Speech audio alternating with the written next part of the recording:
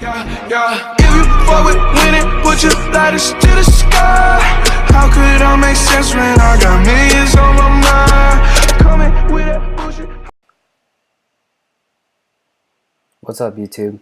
Alright, this is Mr. Script back with a new tutorial, and today we're going to do our first episode on how to start scripting. First thing I'm going to do is open up my studio, and then I'm going to start a new plain base plate. And I hope you guys liked my new intro that I just got. I thought it was pretty cool, and I'm going to use that for all my videos now. Now, as soon as you get this, we're going to want to go into the workspace. We're going to right click it, go down to insert object, we're going to click a script. Or of course you could have went to model, and then there's a button right here. There's always script, a local script, and a module script.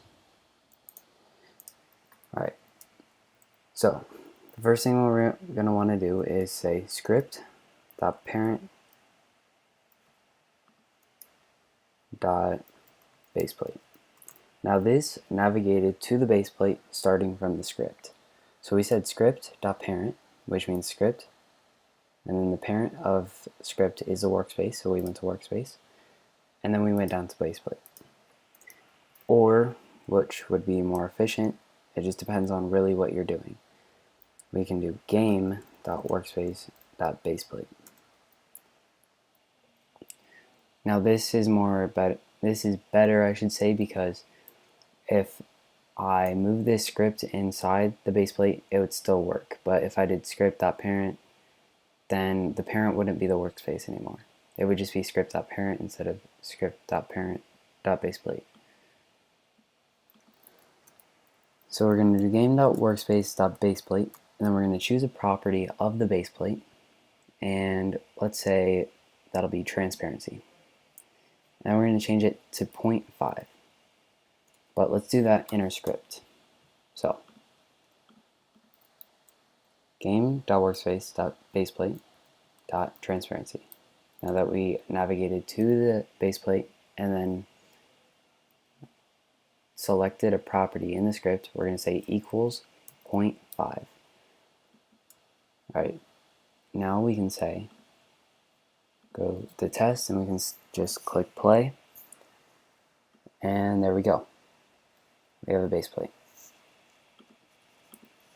Now functions. Now functions consist of when you've touched something, when you've said something, when you've clicked something. It's when you did something. So we're going to do touch. When this brick is touched, it's going to pick a random color.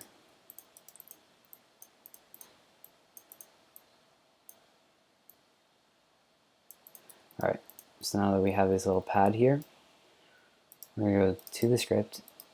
Actually, I'm going to name my part, and I'm going to name it my part, I guess. That'll work. Then we're going to go game.workspace. We're going to navigate to it, down my part. And then we're going to say my part, or actually, we're going to say dot touched. And then touched, see how it was a little lightning thing on touch and touch end, because that's when something happened. It's an event. So touched, and then after all of that, every time you have an event kind of situation, we're going to do connect. And then we're going to do function, and make sure there's no parentheses right here, because there'll be a parentheses on the end. So this is the body. This right here is the body. This is what is going to happen once this happens. So once my part is touched, it'll connect and it'll start the function. So what we want to do is game.workspace.myPart. Now that we've navigated to my part, we want to choose a property of my part. We're going to choose brick color. So dot brick color, and then we're going to say equals brick color dot new. We're going to do we're going to do brick color dot random. Usually it'd be brick color dot new. Oop, my bad. And then you'd choose a color like really red. But instead we're just doing dot random because we want to do a random color. And then we'll start up the game and we'll touch the part, and there you go. Changing colors now.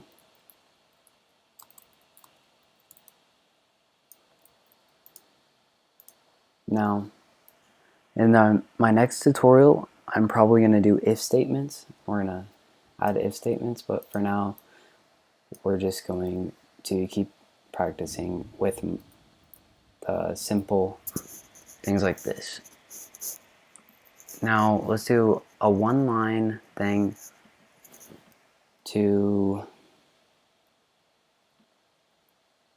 for a spawned player to always spawn at this on top of this part. So we're going to name this spawn. Now I don't know why you would want to do this when you have a spawn, but for a good example is creating a script that creates a spawn. So we're going to say game.players.player added, which is lightning, so we're going to do connect, and then it's a function.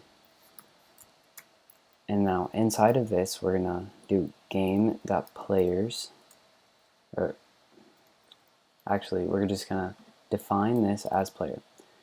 So any player that got added is going to be defined as player. So then when that player dot character added, it's going to connect, it's going to do that function, and then we're going to hit enter again. And now we're going to do, we're going to make sure the torso is there. So repeat wait 1 until player dot character. Actually, we're not going to do this. It'll get more confusing. So we're just going to do when the character spawned. We're going to do name that char for character, short for character, char.torso, move to game.workspace.spawn .position. So in this body, in the body of this, when the player gets connected, then this will start if the player's character gets added into the game, and then this will get started. So we're going to want to hit play. And apparently move 2 was wrong. My bad on the torso part. Just char move 2. And yeah, we're going to put a wait 1.